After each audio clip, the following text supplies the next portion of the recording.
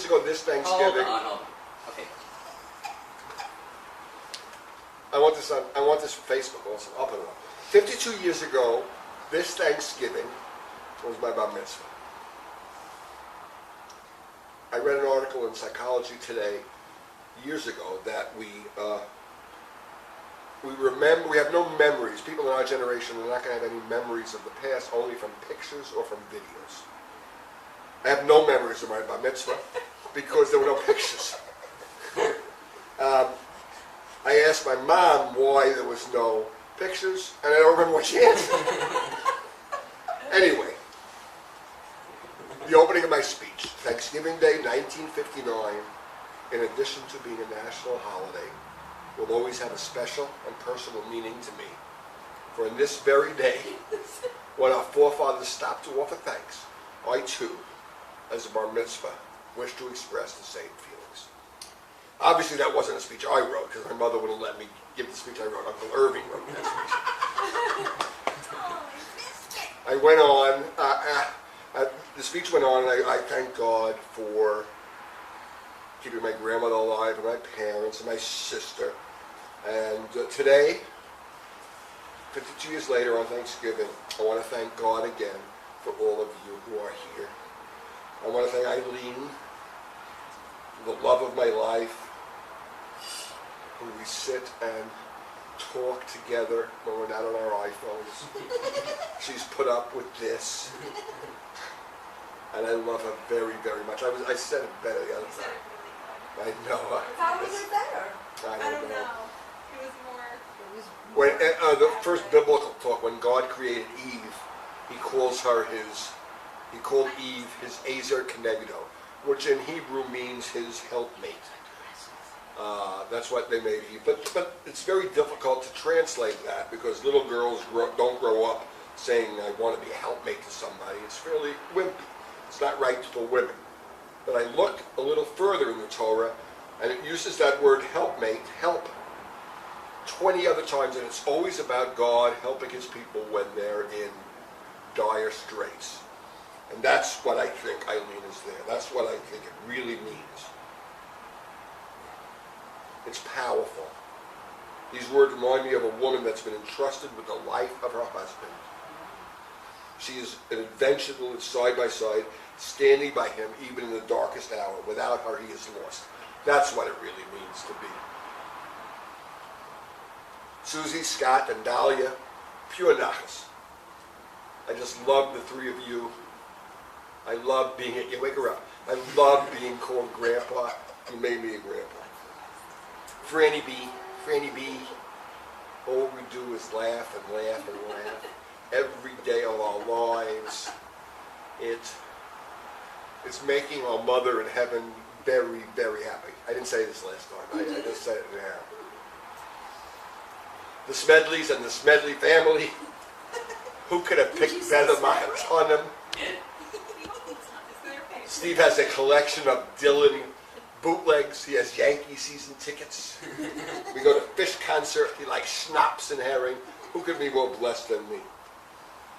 Aunt Shirley wasn't here, so I didn't talk about her. But she gave me a lot of wonderful cousins.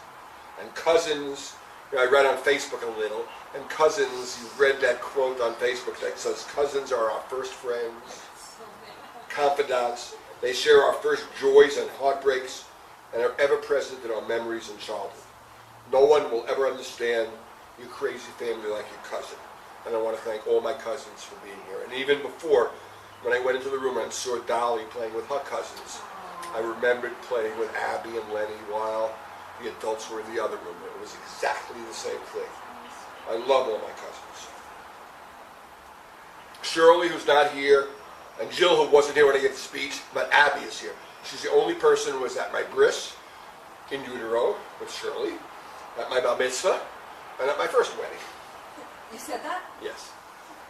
I was going to say Jill wasn't here, but the only thing they don't have is they didn't go to see Bob Dylan with me in 1974 like Jill did. She did? And then when Bob started playing Blowing in the Wind, she asked that he write that too. I didn't say that. In order to give a toast to my mother and Billy Roberts, Jill's mother, They met while they were both pregnant with me and Jill in the Rogers Bar in Rockaway on 116th Street. So I went back there Tuesday on my birthday. I showed pictures. I didn't even want to go in. She sat in the car, but I had a drink, and it was to my mother. And then, Wait a minute.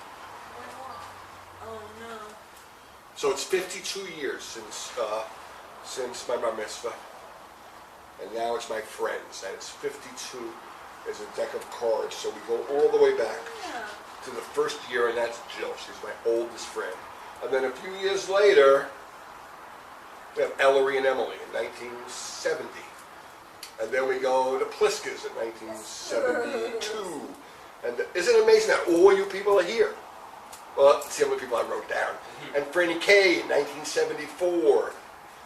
And the Kerners in 1980. And it keeps going all through my life. And the Zoids and the Duretsky's. And Brendan and Marilyn from work in 1996. And my current friends, Arnie and Randy Spear, who I met through my Machatonim. And the Mermelsteins. And Sarah. How about Irene and Lauren? I said it. Yeah. Then I went Best into... friend. What? What's that? Then I had to give my second without...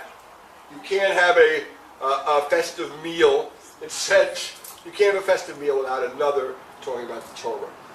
So in this... I didn't miss David. He was my best friend. I said that. I didn't say it now. I'm sorry. Start again. This week's Parsha of the week, it says Abraham was Zokein Bo B'Yamim and David was Zokein Bo B'Yamim. They were old and they were moving on in the years, which is what I am. I'm 65. I'm older than that. But that's the easy way out because this is my mitzvah Parsha. I was 13 when I read this. So how do you say it for a 13-year-old? The Lubavitch Rebbe has a different take on this. He says that each and every day, them, and I hope myself, is coming into my days, living life to the fullest, immersed in life, its intensity, just like a 13-year-old. Nice. Not apathetic, not detached. One last thing with David in his portion of the Haftorah, he was 7 years old. He was cold. They did a whole search throughout the country for a virgin to lie on top of him and keep him warm. And I hope when I looked through my gifts, you thought of me also.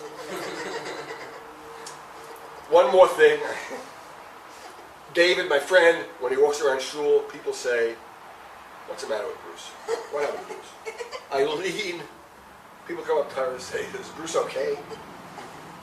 A psychologist who I know from shul says, her idea is that I wasn't picked up from the crib when I was crying when I was a year old. That's her idea. People think it's because I lost my job that I'm like this. I'm fine. I'm having fun. I'm great. If you don't think I'm great, try taking a nap from 10 a.m. to 12 noon every day and see if your life doesn't get better. Thank you all for sharing this occasion with me. I really don't like being the center of attention, but I put up with it today. Thank you very much.